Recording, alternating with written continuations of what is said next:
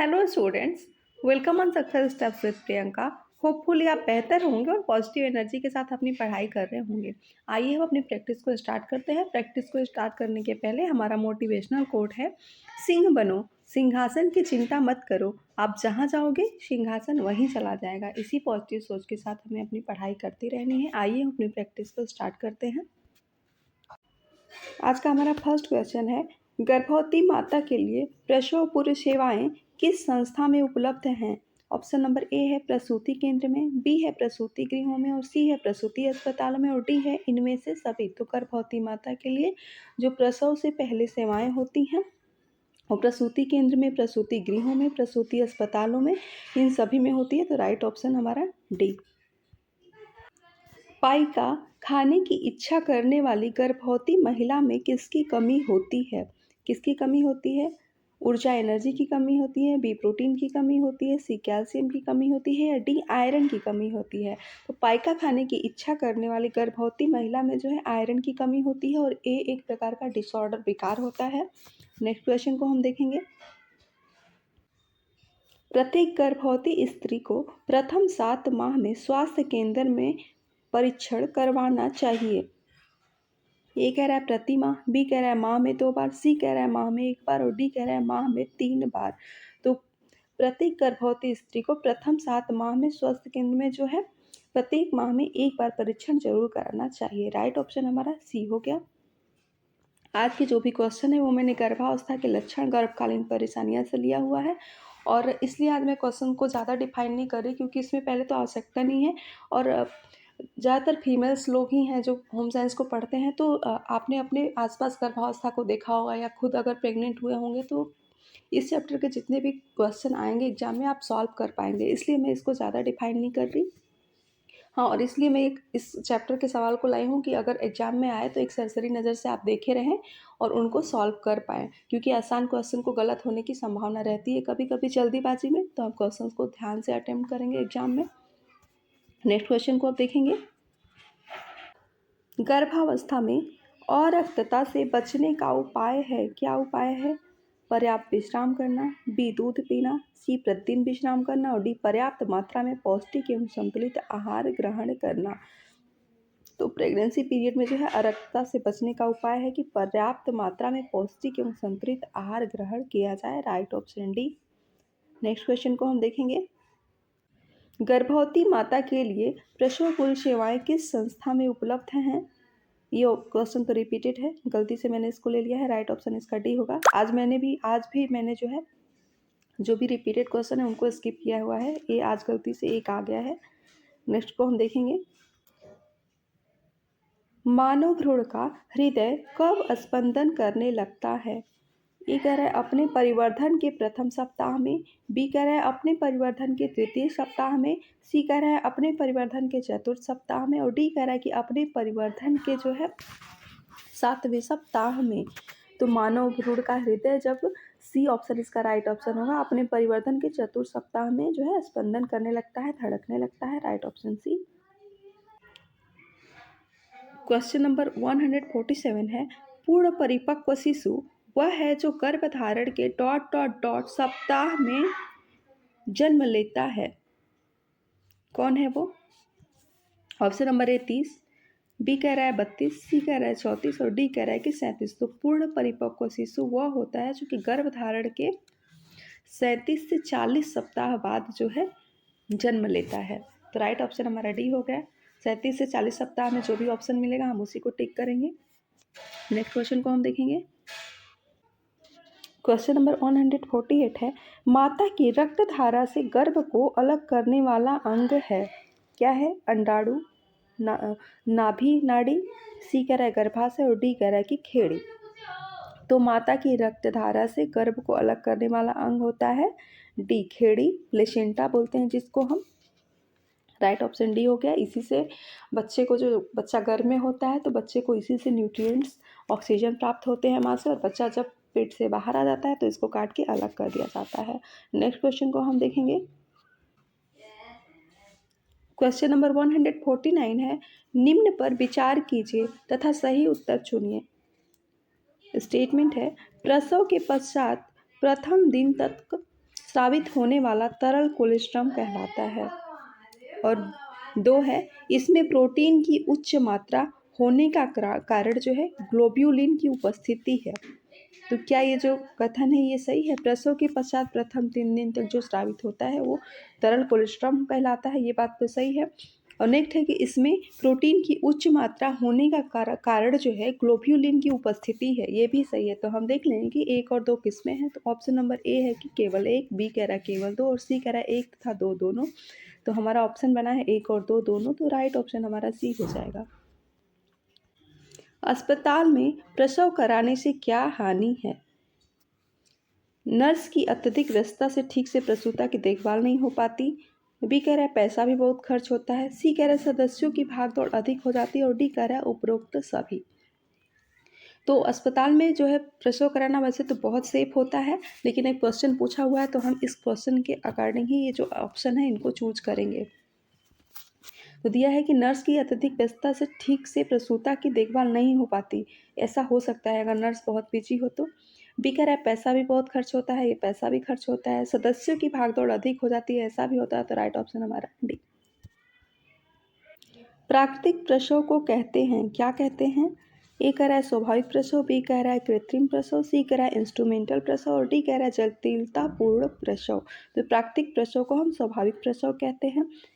अगर question number 152 है, प्रसव के बाद 2-3 दिन तक जो पीला गाढ़ा तरल पदार्थ स्तन से स्रावित होता है वह क्या है? ए कह रहा है दूध, बी कह रहा है स्टेरॉइड, सी कह रहा है कोलेस्ट्रॉल और डी कह रहा है खीस कोलेस्ट्रम। तो उस प्रसव के बाद जो 2-3 दिन तक पहला पीला दूध जो माँ के स्तन से स्रावित होता है वो खीस कोलेस्ट्रम कहलाता है। राइट ऑप्शन हमारा डी हो गया।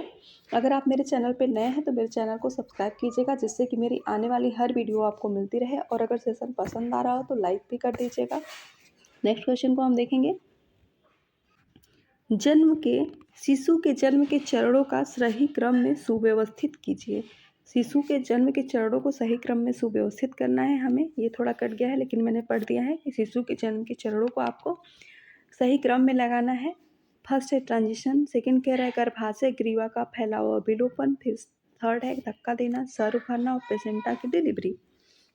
तो सबसे पहले क्या होता है? तो सबसे पहले गर्भाशय ग्रीवा जो है उसका फैलाव और विलोपन होता है, फिर उसके बाद होता है ट्रांजिशन, फिर धक्का देना, फिर सर उभरना और प्लेसेंटा की डिलीवरी। तो आइए हम इसको कूट में देखते हैं कि कैसे कैसे ऑप्शन बन रहा है। तो सबसे पहले जो है गर्भाशय का ग्रीवा का फैलाव और विलोपन होता है। तो सबसे पहला हमारा 2 हो गया। आइए हम देखते हैं कि दूसरा हमारा किस में है। तो सबसे पहले में तो पहला है तो ये ऑप्शन हमारा कट गया और बाकी में दूसरा सब में दिया हुआ है। तो अभी हम और चेक करेंगे।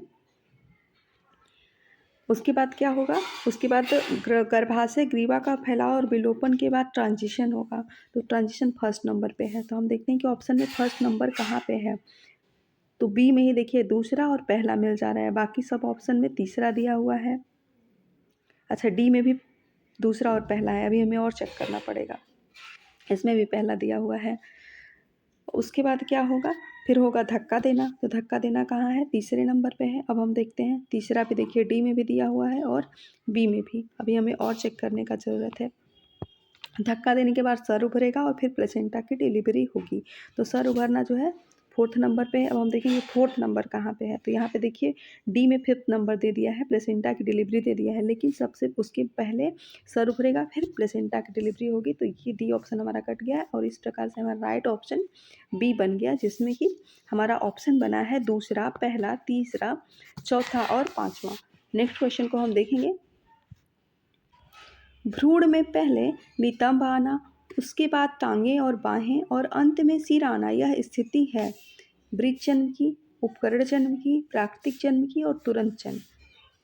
तो भ्रूण में पहले नितंब आना, उसके बाद टांगें और बाहें और अंत में सिर आना ब्रिज जन्म की स्थिति है। नेक्स्ट क्वेश्चन को हम देखेंगे। प्रसव के बाद की अवधि ... और दुग्धपान है।